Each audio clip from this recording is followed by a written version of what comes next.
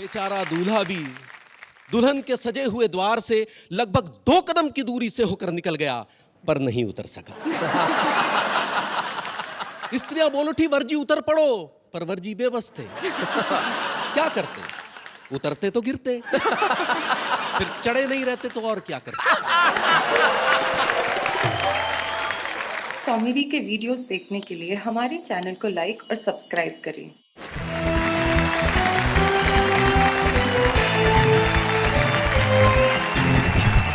हमारे साथ हमारे 3 साथी बैठे और तीनों ही अरे मधुप जी, आप मधुप जी माफ करना, मुझे नहीं मालूम था आप आने वाले। मैंने अभी आपकी कविता सुनाई। आप वो तो नहीं सुनाने वाले ना? नहीं।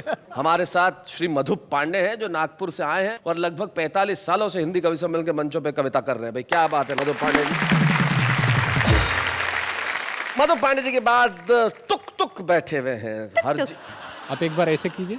वाह वाह, क्या बात है। ये क्या करवाया?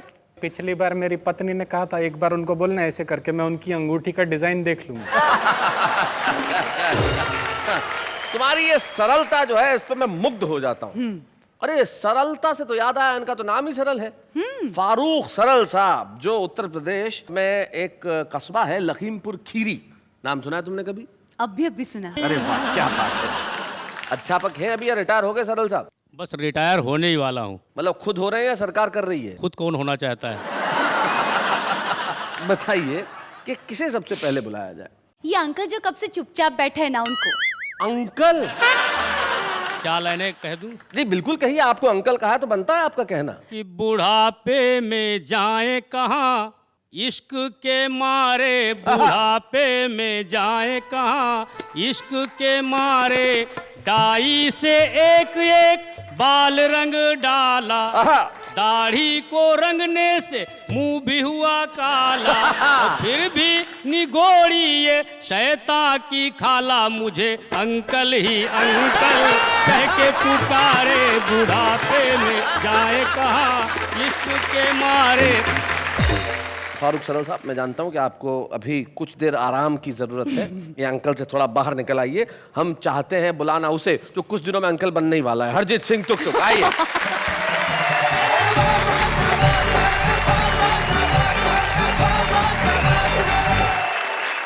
मैं एक स्वामी जी के पास गया। अच्छा। मैंने उनसे कहा मेरी एक इच्छा है कि मैं बहुत साल जीऊं। तो वो बोले बेटा शादी कर ले। तो मैंने कहा शादी करने से मैं बहुत साल जीऊंगा? बोले नहीं, ये ज्यादा जीने की इच्छा खत्म हो जाएगी। नहीं, मैंने स्वामी जी को बोला आप स्त्रियों के बारे में ऐसी बात कैसे कर सकते हैं? करेक्ट। स्त्रियों का सम्मान करना चाहिए। वो बोले हाँ बिल्कुल सही बात है। एक स्त्री होती है माँ, जो एक रोते हुए बच्चे को इस दुनिया में लेके आती है। वाह वाह।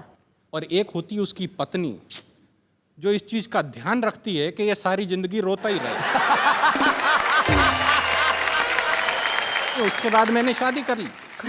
और शादी करने के बाद मेरे को समझ में आया कि शादी करने से पत्नी के साथ एक परिवार मिलता है जिसको ससुराल कहते हैं। जी। तो मैं आपको एक एक करके कैरेक्टर के बारे में बताता हूँ। पहले कैरेक्टर है मेरे ससुर जी। बताइए। मेरे ससुर जी बहुत एहतियात बरतते हैं, सारे काम फूल प्रूफ करते हैं। जब उन्होंने मुझे अपना दामाद बनाया तो सबसे पहले मेरा बीमा कराया। अच्छा। लोगों ने कहा बीमा करा रहे हो, क्या कोई नया रिवाज चला रहे हो? वो बोले नहीं, जब तक चलेगा चलेगा, उसके बाद बीमे का पैसा तो मिलेगा। ससुराल में एक और चीज होती बड़ी खास, जिसका नाम होता है सास। सास। सो जब मेरी नई नई शादी हुई तो मुझे समझ नहीं आ रहा था कि मेरी सास क्यों एक्स्ट्रा प्यार दिखाती है। अच्छा।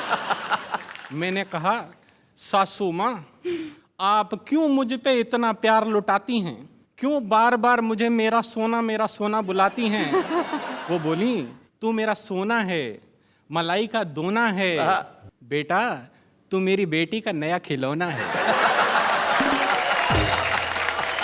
इसके अलावा एक तीसरी चीज होती वहां पे जी। पत्नी का छोटा भाई। भाई मतलब तबाही। हाइट में तो आधा है, उम्र 6 साल से कुछ ज्यादा है। मेरे को बोला क्या करते हो? मैंने कहा कवि हूं। बोले लगते तो नहीं। वो बोला ये बताओ कि हिंदुस्तान की सबसे बड़ी समस्या क्या है? हमने कहा ये तो बड़ा सिंपल है, महंगाई। हाँ। उसने वो बात हंसी में उड़ाई। हमने कहा तुम्हें कविता पसंद है? बोला सुनाऊं? जी मैंने कहा अच्छा सुनाओ। बोला ट्विंकल ट्विंकल लिटिल स्टार। जी। हमने कहा how I wonder what you are. कहता कविता किसकी है?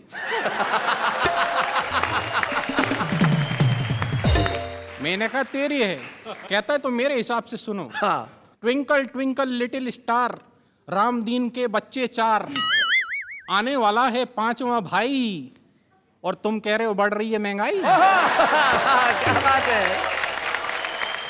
हमने कहा बहुत अच्छे। कहता है तो दूसरी सुनो। बोला Humpty Dumpty sat on a wall. अच्छा। Humpty Dumpty sat on a wall, देख रहा था गोरे गोरे गाल। वोट डालने गया ना भाई, फिर पूछता है देश की ये हालत किसने बनाई। क्या बात है, बहुत अच्छे, बहुत अच्छे। हमने कहा यार सेटायर ज्यादा हो रहा है, कुछ पारिवारिक सुनाओ। सेटायर ज्यादा हो रहा है। तो कहता अच्छा सुनो, जैक एंड जिल का फट गया दिल, आंखों से निकला वाटर, साथ साथ बैठ के सब टीवी देखते, नहीं बिगड़ती डॉटर। क्या बात है, वाह वाह वाह, बहुत अच्छे, बहुत बढ़िया। एक और महत्वपूर्ण अंग होता है ससुराल का पत्नी, जिसके होने की वजह से ससुराल होता है। बिल्कुल सही। तो मैं आपको अपनी पत्नी के बारे में बताता हूँ। मैं अपनी पत्नी से बहुत डरता हूँ, सारे कर्म उसके कहे अनुसार करता हूँ। हाँ। दुनिया इसे अच्छा नहीं मानती है, परंतु क्या करूं मित्रों, मेरी पत्नी जूडो कराटे जानती है। तो जब मेरी इस पत्नी ने मुझसे ये कहा कि लड़के का अंग्रेजी स्कूल में एडमिशन कराना है, मैंने कहा अंग्रेजी स्कूल में क्यों? वो बोली मुझे लड़के को कवि नहीं बनाना है। तो मुझे लड़के को लेके अंग्रेजी स्कूल जाना पड़ा। वहाँ जाकर लाइन में मैं हो गया खड़ा। 4 घंटे बाद मेरा नंबर आया। उसके बाद प्रिंसिपल ने मुझे अंदर बुलाया। बोली एक तालाब में 10 मछलियाँ थीं, 4 मर के पानी के साथ बह गईं, तालाब में कितनी मछलियाँ रह गईं? अच्छा। मैंने कहा इस क्वेश्चन में बाकी सारी बातें सही थीं, मगर आप तालाब पे क्या करने गई थी? वो बोली ये क्या बचपना है? मैंने कहा वही तो मैं कह रहा हूँ, एडमिशन मुझे नहीं मेरे लड़के को लेना है। वो बोली अच्छा ठीक है, जाने दीजिए, बाहर काउंटर पे 50,000 रुपया जमा करा दीजिए।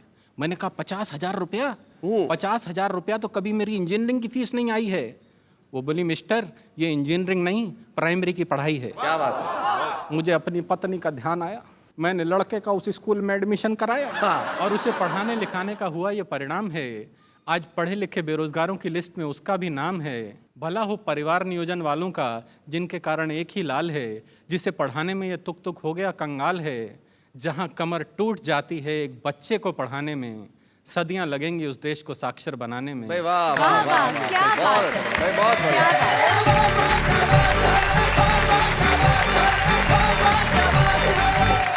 भाई तुक तुक बहुत बढ़िया। आपने ससुराल से निकल के जो आप सीधे स्कूल में घुसे और वहां से भारतीय शिक्षा व्यवस्था पे जो आप व्यंग्य लेके आए वो कमाल का था। तुक तुक आपकी बातों में सिर्फ तुक नहीं है, अर्थ भी है, और आपका ये कहना बिल्कुल व्यर्थ नहीं है। जो आप कह रहे हैं वो बहुत मुफीद कह रहे हैं, बहुत सच्चा कह रहे हैं, बहुत अच्छा कह रहे हैं। आपके लिए वाह वाह, क्या बात है। ऐसी शिक्षा व्यवस्था में भी जो आदमी अपनी हंसी और व्यंग्य की जो पकड़ है वो मजबूत रखता है, बच्चों को पढ़ाता भी है, कविताएं भी पढ़ता है, और पूरी जनता को हंसाने का बीड़ा जिसने उठा रखा है उनका नाम फारूक सरल है। तो फारूक सरल साहब, अब तो अंकल का सदमा उतर गया ना, अब आइए जरा सुनाइए।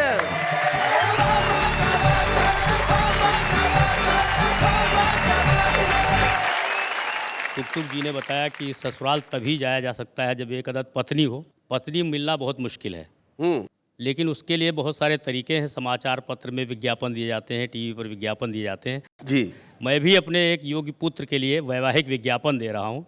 उसमें पुत्र की योग्यताएं और जी।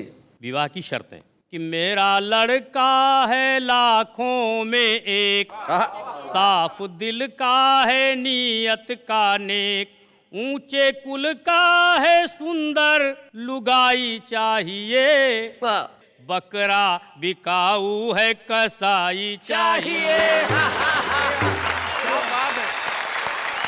योग्यता कि 3rd डिवीजन इंटर से लेकर एमए तक पास है। अच्छा। अफसर बाबू या चपरासी पद की उसे तलाश है और पुलिस रजिस्टर 8 में उसका सबसे ऊपर नाम है। गिरा टकी रहजनी डकैती कर लेता हर काम है। कर लेता है डिस्को भी, खत लिखे वो जिसको भी, होनहार ऐसा जमाई चाहिए, बकरा बिकाऊ है कसाई चाहिए। विशेष योग्यता कि शुद्ध स्वदेशी खद्दर के वो पहने वस्त्र फकीरी है। अच्छा। दारू की भट्टी पर चलती उसकी दादागिरी है। हाँ। और भूतपूर्व कॉलेज का नेता पूरे शहर में धाक है, इसी से अपने खानदान की सबसे ऊंची नाक है। तो हो दामाद बनाना तो फौरन ही आ जाना, ऐसा जिसे बौड़म हर जाई चाहिए, बकरा बिकाऊ है कसाई चाहिए। विवाह की शर्तें जी। कि हाथ थमा दूं बेटे का उसकी बेटी के हाथ में, 5 लाख की रकम नकद जो लाए अपने साथ में, और फ्रिज टीवी लूं कार साथ में, नहीं जरा भी झूठ है, लेकिन इसमें 4 माह तक 15% छूट है। लड़की मत दिखलाए और फोटो मत भिजवाए, बस मुझको तो नोटों से सगाई चाहिए, बकरा बिकाऊ है कसाई चाहिए। सबसे अंत में लिखा होता है पता, कि शहर अनोखा बात पता कुछ मुश्किल नहीं लगा पाना, पूरा ब्यौरा मिल जाएगा सीधे कोतवाली आना। 10 रुपया मुंशी को देना हम तक वो पहुंचा देगा, 2 रुपया लेकर के जेलर फौरन तुम्हें मिला देगा। बस इतनी मजबूरी है लेकिन जरूरी है, पहले सगाई के रिहाई चाहिए, मेरा बिकाऊ है कसाई चाहिए। इतनी जगह जगह विज्ञापन दे रहे हैं, जरा तनिक इधर भी देखिए, क्या ख्याल क्या है? देखिए, ऐसा नहीं है पत्नियों पर ही व्यंग किए जाते हैं।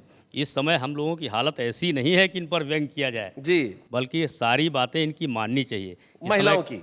हाँ, अगर ऐसा नहीं करेंगे तो क्या क्या हो सकता है मैं बता रहा हूँ। मैं इनका पक्ष रख रहा हूँ। अच्छा, इनका पक्ष रखे कि मुझको बलम जो सताओगे, मुझको बलम जो सताओगे, तो जेल में ही तसला बजाओगे।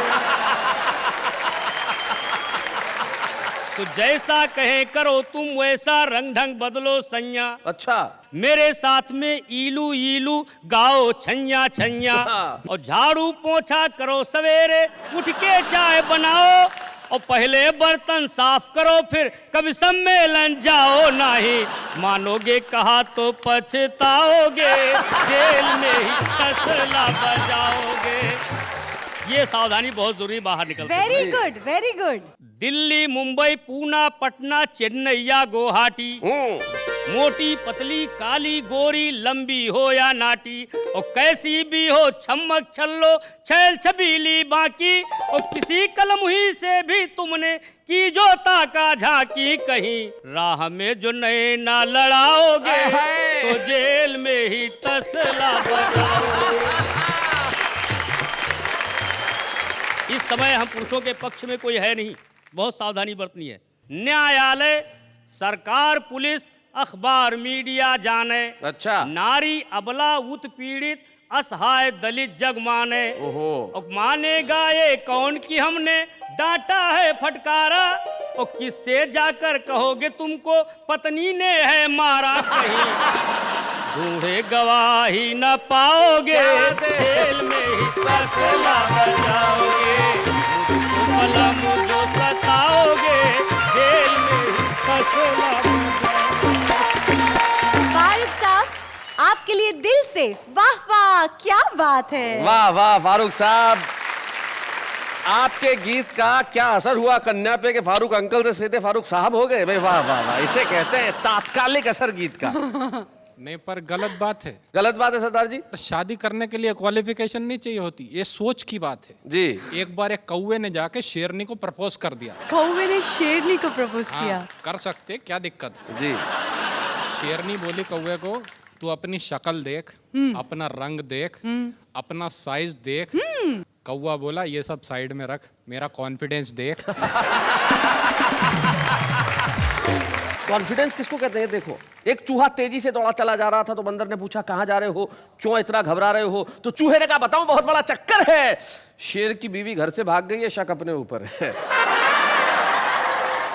मधुप जी निश्चित तौर पे एक ऐसे कवि है जिनकी ताकत उनके श्रोता रहे हैं। और मुझे याद है वो जमाना जब डंका बोला करता था मधुप पांडे। हिंदी कवि सम्मेलन महाराष्ट्र में मतलब मधुप पांडे। आज भी उनकी वही चमक बाकी है, वही दमक बाकी है, आवाज में वही खनक बाकी है। और आपके लिए हमारे पास वही तालियां बाकी है। मधुप पांडे जी आइए।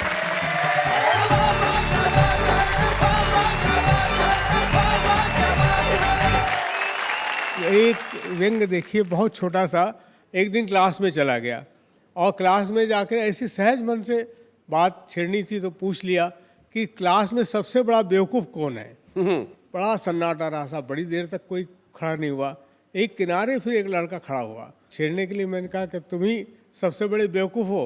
बोले नहीं सर, आप अकेले खड़े अच्छे नहीं दिखाई दे रहे थे, इसलिए मैं खड़ा।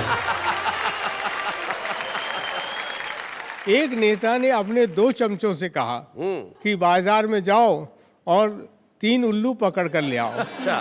कुछ दिन इन्हीं से राजनीति का काम चलाओ। चमचे बोले श्रीमान, इस काम के लिए कहीं जाने की जरूरत नहीं है, कहीं जाने की जरूरत नहीं है। एक आप, 2 हम, इस तरह कुल 3 तो हैं। और बहुत छोटा सा व्यंग पकड़िएगा जी। एक शब्द को पकड़ लीजिएगा, बहुत दिन गुना। बहुत दिन गुना। और बाद में हमने उनको चुना यह सोचकर कि वे समाज सेवा में अपना जीवन अर्पण करेंगे, हमारा मार्गदर्शन करेंगे।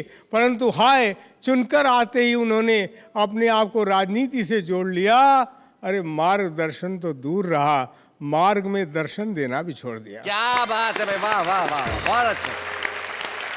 छोटा सा व्यंग और देख लीजिए कि हमें हर्ष है कि डॉक्टर की नज़र में मरीज नहीं, मरीज का पर्स है। हाँ। और मरीज की नज़र में डॉक्टर नहीं, डॉक्टर के साथ खड़ी खूबसूरत नर्स है। हमें हर्ष है। जब ससुराल की बात छेड़ दी इन्होंने तो एक अंश इन्होंने सुना दिया जी। क्या क्या पराक्रम कर सकती है पत्नी जी। विदा समय में माँ की बहुत लाडली बेटी फूट फूट रोती थी ऐसे, मरघट को जाती हो जैसे। अच्छा। तो दुखी बाप ने गले लगाकर कहा उसे बहुत समझाकर, तो बेटी बोली दुख दर्द सब सह जाऊंगी, पर मेरे बापू ये माँ के बिन न रह पाऊंगी, माँ के बिन न रह पाऊंगी। तो बापू बोला बेटी तू अब जाते जाते इतना सुख मुझको भी दे जा, पति घर अपने साथ साथ ही अपनी इस माँ को भी ले जा। शैलेश जी के विवाह को 20 वर्ष हो चुके हैं। रोज पिटते हैं, ऊपर से हास्य रस की कविता सुनाते हैं। वाह वाह क्या बात है, ऐसा कोई कार्यक्रम करवाते हैं। अजी ये तो हम हैं, इतनी बड़ी रिस्क उठा रहे हैं, अभी अभी पिट कर आए हैं और फिर पिटने जा रहे हैं। ये शैलेश जी अनुमति दें तो एक कविता सुनाना जी। चाहता एक वो कविता जो आपकी आतंकवादी वाली कविता है वो जरूर सुनाएं। आतंकवाद पे बहुत बहुत बहुत आपने पढ़ा होगा और पूरा विश्व परेशान है। एक बहुत सामान्य हल जी। हंसते हंसते मैंने बता दिया है। 2 छंद हास्य के हैं, एक करुणा का सुनने का प्रयास कीजिएगा। अरे मैंने कहा आतंकवाद, अरे आतंकवाद है तो फिर आतंकवादी से सीधे बात कर लेते हैं। अरे आतंकवादी तू एक बार, बस एक बार कर ले शादी। तू एक बार अगर शादी के फंदे में झूल जाएगा तो बच्चों ये सारी अपनी अकड़ भूल जाएगा, अपनी अकड़ भूल जाएगा। वैसे भुक्तभोगियों ने विवाह के बाद पत्नी के चेहरे को लेकर जो बात कही है वो बिल्कुल सही है। याद करके ही तबीयत घबराती है।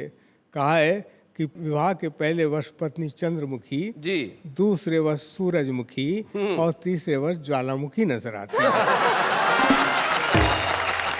सुन सुनकर सिर चकराता है। विवाह के पहले वर्ष पति प्राणनाथ, दूसरे वर्ष नाथ और तीसरे वर्ष तो अनाथ ही हो जाता है। परंतु यही पत्नी कैसे रूप में उस आतंकवादी को परावर्तित कर सकती अपने मन को, तेवर को, ये बात देखिए कैसे मैं सुनाए। उसमें पिरोने का प्रयास किया। और विश्वास मान, जब तेरी पत्नी के पेट में अंकुरित होगा तेरा अंश, तेरा वंश, तेरा बच्चा, तुझे लगेगा बहुत अच्छा। फिर बच्चे के जन्म की खुशी, प्रसव की अनवरत यातना के बाद पत्नी के चेहरे पर उभरी हल्की सी हंसी, ये सब तेरे जीवन के अंग हो जाएंगे। किसी गजल के मिसरे, किसी गीत के छंद हो जाएंगे। क्या बात किसी है। गजल के मिसरे, किसी किसी गीत गीत के के छंद हो जाएंगे। फिर तेरे कानों में गूंजेंगे तेरे बच्चे के मोहक मधुर बोल, बच्चे का तुतलाना और तुतला कर गाना, खिलौने कुछ छुंदल लाना, भालू अलबंदल लाना, हमसे नहीं बिछुल जाना, पापा जल्दी खिलाना। क्या बात है, वाह वाह वाह वाह वाह वाह वाह, बहुत अच्छे। बता, जब तेरे कानों में गूंजेगी तेरे मासूम बच्चे की तुतलाती बोली, तो क्या तेरी बंदूक किसी के सीने में उतार पाएगी गोली? वाह वाह वाह वाह वाह वाह, बहुत अच्छे भाई, बहुत बढ़िया। क्या बात है मधुप जी भाई, वाह, आपने कमाल कर दिया। और जिस तरह की कविताएं सुनाई, हास्य से आप जो करुणा पे आए, बड़ा कमाल का था। और आपने ऐसी कुछ बातें सुनाई जो सिर्फ सुनी ही नहीं जाएंगी, सारे मुल्क में याद भी रखी जाएंगी। और ये आपका प्यार है कि आप ऐसी स्थिति में भी यहाँ तक आए। पूछिए पूछिए थैंक जी। यू। मैं ये पूछना चाहती हूँ कि आप विश्व भर में जाके कविताएं पढ़ते हैं, प्रोग्राम्स करते हैं, यहाँ पे हमारे वाह वाह क्या बात है के मंच पे कविताएं सुनते हैं जी, कभी आप कुछ मिस करते हैं? मैं बहुत मिस करता हूँ ऐसे कवियों को जिन्हें मैंने बचपन में देखा, सुना, और दुर्भाग्यवश वो आज हमारे बीच नहीं है। लेकिन कवि कभी मरता नहीं है, क्योंकि उसकी कविता हमेशा अमर होती है। तो आज मैं खुद को और आप सबको एक ऐसा खास मौका देने जा रहा हूं जिसमें हम एक ऐसे कवि की रचना सुनेंगे जो हिंदी हास्य कविता का सिरमौर था। एक ऐसे कवि जिनका नाम था श्री ओम प्रकाश आदित्य। और आज उनकी विशिष्ट कविता को पढ़ने के लिए हमारे पास एक विशिष्ट अभिनेता उपस्थित है, एक खास मेहमान, लापता गंज के मुकुंदलाल यानी कि दोहिता अश्वगौड़।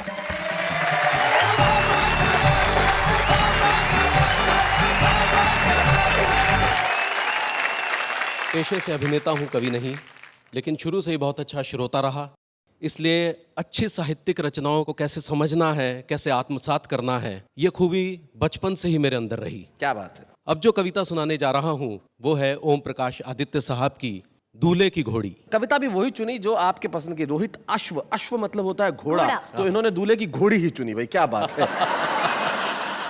नया नया दूल्हा था और नई नई घोड़ी थी। बाजे डुलते थे, छत तब डुलते थे, बाराती आपस में मिलते थे जुलते थे, हाँ, करते थे रंगरलियां, लोग सब मचलते थे, दूल्हे के संग संग दर्शक भी चलते थे।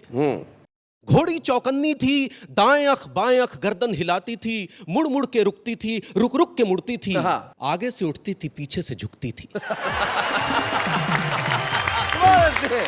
युद्धों के योग्य थी, शादी में द्रव थी, वकीलों के तर्कों से ज्यादा सतर्क थी।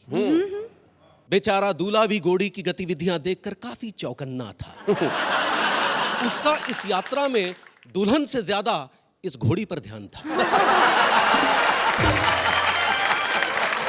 गर्दन पर आंखें थी, टांपों पर कान था, मन था उतरने का, कह नहीं सकता था। अपनी दुर्बलता औरों के सामने सह नहीं सकता था। तभी किसी ने पीछे से निकम्मे गोले सा फोड़ दिया। सुनकर पटाखे को, भीषण धमाके को, चौकन्नी घोड़ी का धीरे जी छूट गया। गर्दन को लटकावे, पांव को चटकावे, सरपट यूं दौड़ चली, बाराती छैलों को, राहों को, बैलों को पीछे ही छोड़ चली।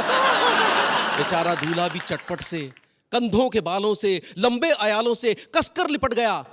काठी तो गिर पड़ी, बेचारा पीठ से चिपट गया। बाराती भीड़ में, भगदड़ में, कोलाहल में तितर बितर हो गए। घोड़ी चढ़े दूल्हे को देखने सड़कों में, गलियों में, चौराहों में इधर उधर खो गए। कईयों ने देखा भी घोड़ी चढ़े दूल्हे को, आवाजें दी कितनी, रुक जाओ रुक जाओ। पर दूल्हा क्या कहे, वो घोड़ी थोड़ी था जो सुन के रुक जाता। घोड़ी चलचित्र सी, कुल के कुपात्र सी, आवारा छात्र सी, मन की उमंग सी, उछल तरंग सी, सरपट यूं दौड़ी थी, लगता था कि जग में घोड़ी ही घोड़ी थी। क्या बात है, वाह वाह वाह वाह, बहुत अच्छे। बेचारा दूल्हा भी दुल्हन के सजे हुए द्वार से लगभग 2 कदम की दूरी से होकर निकल गया, पर नहीं उतर सका। स्त्रियां बोल उठी, वर्जी उतर पड़ो, पर वर्जी बेबस थे। क्या करते, उतरते तो गिरते। फिर चढ़े नहीं रहते तो और क्या करते? दूल्हा ये सोचे था रुक जाए तो उतरूं, और घोड़ी ये सोचे थी ये उतरे तो रुकूं।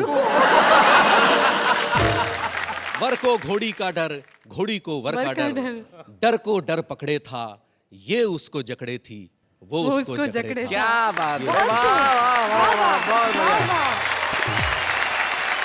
कविताएं लिखना एक कठिन काम है, लेकिन उसे सुनाना कहीं ज्यादा कठिन है। और आपने जिस सरलता से, जिस सहजता से इस कविता को सुनाया है, कहीं भी महसूस नहीं हुआ कि ये किसी और की कविता है। मैं व्यक्तिगत तौर पे आपका बहुत शुक्रगुजार हूं कि आपने उस कविता से मेरी बहुत सारी यादों को ताजा कर दिया। बहुत बहुत शुक्रिया Rohitash Gaur. Thank you so much.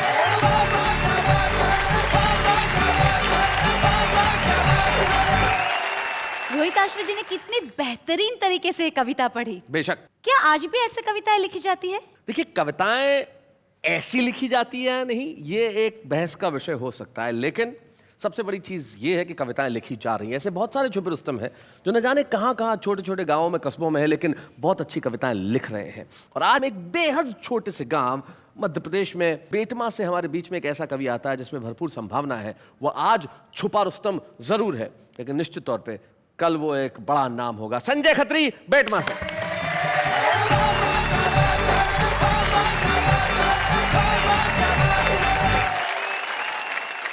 खाली है हर गिलास, कोई भरा नहीं, और शुक्र है मुझे देखकर कोई डरा नहीं। भाई साहब, जनरली इंसान चेहरे और नाम से पहचाने जाते हैं जी। मैं विश्व में पहला ऐसा व्यक्ति हूं जो केवल अपने दांतों से पहचाना जाता है। क्योंकि अंधेरे में केवल यही चमकते हैं। चलिए यहीं से शुरुआत करता हूँ कि एक बार बिना कुछ लिखे हम मंच पर जाकर चीखे कि मैं भ्रष्टाचार मिटा दूंगा, इन घूसखोरों को धूल चटा दूंगा, मैं करूंगा सही और गलत में पूरी ईमानदारी से भेद, और तब तक चैन से नहीं बैठूंगा जब तक नहीं कर दूं इस काले धन को सफेद। अच्छा, बहुत अच्छे। तभी पब्लिक में से एक खड़ा होकर बोला, भाई साहब रुकावट के लिए खेद, आपके कथन में ये भेद, इस काले धन का जो करना हो करना बाद में, पहले अपने आप को कर लो सफेद। बहुत अच्छे संजय।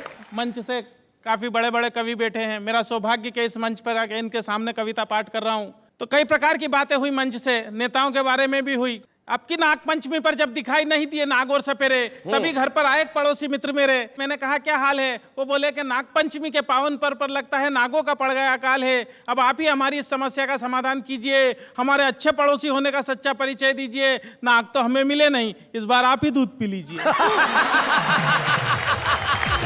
मैंने कहा यही फार्मूला तो मैं सुबह से आजमा था, और जब सफलता नहीं मिली तो हार कर आपके घर आ रहा था। हमारी सारी बात हमारे पड़ोस में रहने वाला हमारा एक नेता मित्र सुन रहा था, जो कई दिनों से चुनाव के सतरंगी सपने बुन रहा था। उसने अपने घर का दरवाजा तत्काल खोला, हम कुछ बोले उससे पहले ही वो बोला कि मुझे बहुत दुख है कि आप दोनों एक दूसरे के पड़ोसी होते हुए भी एक दूसरे के दुख में शामिल नहीं है, और मुझे लगता है कि आप दोनों इस दूध के काबिल नहीं है। अब तक आपकी हर समस्या के समाधान हम ही ने किए हैं, और सब जानते हैं कि हम तो आपकी सेवा के लिए ही जिए हैं। आपकी इस समस्या का समाधान भी हम ही करेंगे, और आप घबराइए मत, आपके नाग देवता का दूध हम पिएंगे। अच्छा। मैं समझ गया नेताजी का दूध के प्रति लगाव, दरअसल आने वाले हैं कुछ दिनों बाद चुनाव। क्या बात है।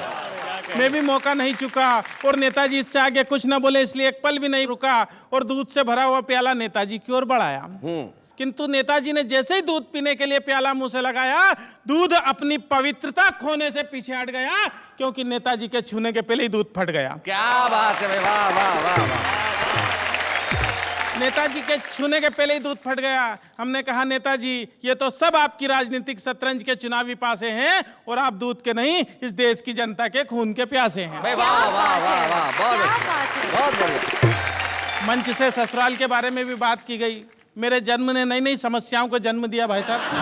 तो मेरे जन्म के तुरंत बाद एक चिंता मेरे बापू को सता रही थी, क्योंकि मेरे भविष्य से ज्यादा उन्हें मेरी शादी की फिक्र खा रही थी। मेरे जन्म के तत्काल बाद मेरे पिता भगवान से बोले कि हे भगवान, तूने एक ऐसा खेल खेला और एक बेटा दिया तो वो भी काला था पहले। एक दिन मेरे पिता मुझे हाथ पकड़ कर ले गए स्कूल में भर्ती कराने के लिए, तो स्कूल का प्रिंसिपल हाल में आकर बोला कि एक आइटम आया है स्कूल में बच्चों को डराने के लिए। हमने जैसे तैसे शिक्षा का स्वाद चखा और धीरे धीरे जवानी की दहलीज पर कदम रखा। जवानी में पहुंचकर हमारी सूरत और भद्दी हो गई, क्योंकि शारीरिक अंगों में असामान्य वृद्धि हो गई।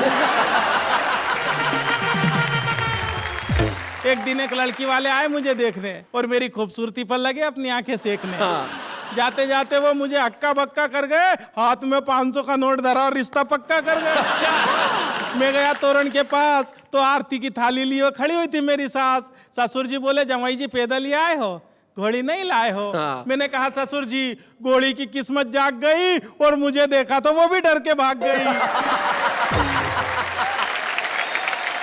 शादी के बाद का दृश्य तो और भी कमाल था। डर के मारे मेरा बुरा हाल था। मैंने जैसे ही पत्नी का घूंघट उठाया तो वो मुझे देखकर मुस्कुराई, न डरी, न चीखी, न चिल्लाई। अच्छा। उसकी मुस्कुराहट देखकर मेरे भी मन का खौफ भगा और मैंने पूछा, क्या बात है, तुम्हें मुझे देखकर डर नहीं लगा? हाँ। पत्नी बोली, मैं 1 नहीं 2 नहीं पूरे 7 जन्मों के लिए आपसे बंधी हूँ और डरने की क्या बात है, मैं तो जन्म से ही अंधी हूँ।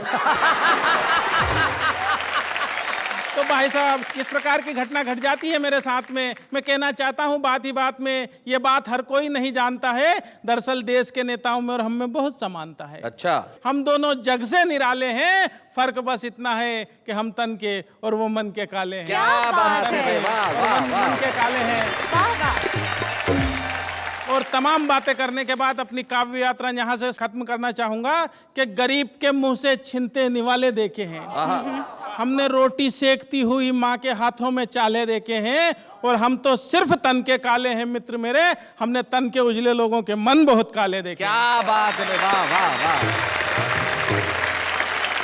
संजय खत्री जो आज छुपे रुस्तम के रूप में हमारे बीच में आए, बेटमा नाम के एक छोटे से गांव से, लेकिन छोटे से गांव में भी प्रतिभा हो सकती है और हमें बड़ी खुशी है संजय खत्री, इस मंच पे हम आपको एक ऐसा प्रोत्साहन देना चाहते हैं, आपको एक ऐसा प्रतीक चिन्ह प्रदान करना चाहते हैं जिसे लेके आप और अच्छी कविताएं गढ़ें, आगे बढ़ें, यहाँ से लेके वहां तक की यात्रा के लिए एक बार हम आपका सम्मान करेंगे और कहेंगे वाह वाह क्या बात है।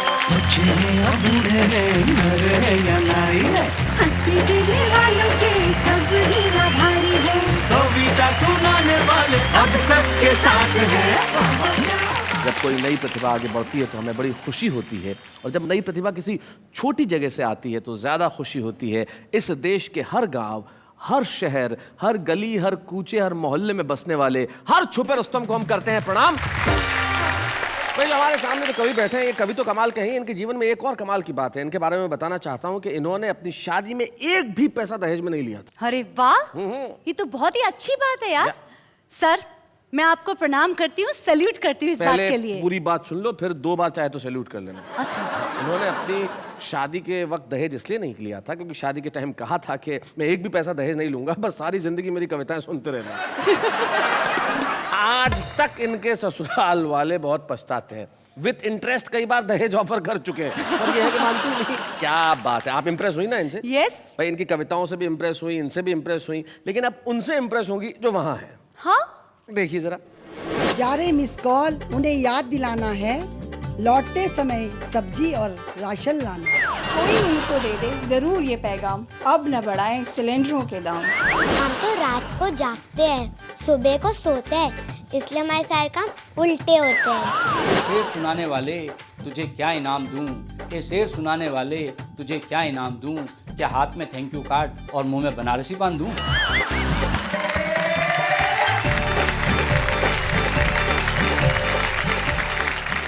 तो भाई ये है हमारे आम आदमी जिनकी कविताएं उनके दिलों में बिल्कुल सहज रूप में पलती है, जैसा सोचते हैं वैसा कहते हैं। और हमें बड़ी खुशी है कि हमारे साथ एक ऐसे कवि हैं जो पिछले कई वर्षों से जैसा दिख रहा है वो वैसा ही लिख रहे हैं। 40 साल से जिनकी कविता एक अखबार में लगातार छप रही है और देश की जनता का प्यार वो पा रहे हैं और उन्हें अपनी कविताओं का प्यार दे रहे हैं। वाह वाह क्या बात है, गौरवान्वित है कि आज हम इस मंच पे श्री मधुप पांडे का स्वागत करना चाहते हैं। आइए हम मिलकर अभिनंदन करें श्री मधुप पांडे।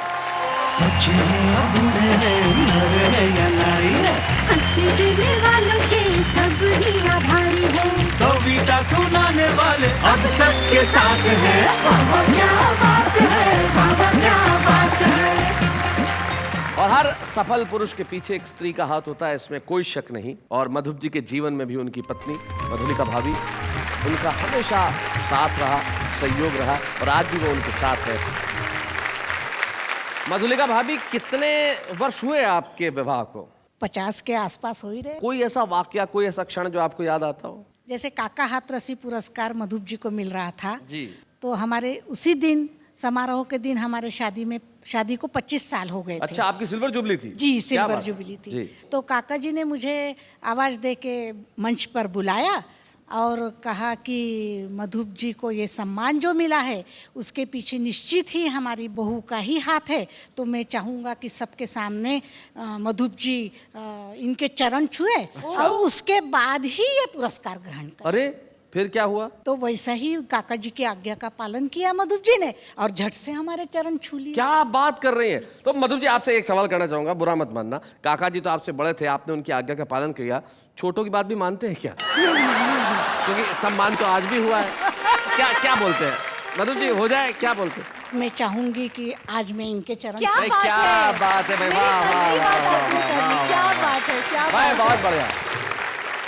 अंत है, किसी शायर के 2 शेर मुझे याद आते हैं। वो कहते हैं कि कष्टों में मुस्काना सीख, गुस्सा जरा दबाना सीख, तूफानों से क्या डरना, आगे कदम बढ़ाना सीख। तो हम इसी तरह से आगे कदम बढ़ाते रहेंगे।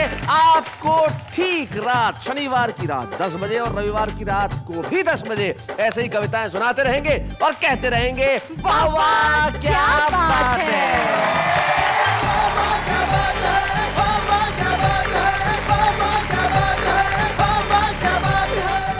कॉमेडी के वीडियोस देखने के लिए हमारे चैनल को लाइक और सब्सक्राइब करें।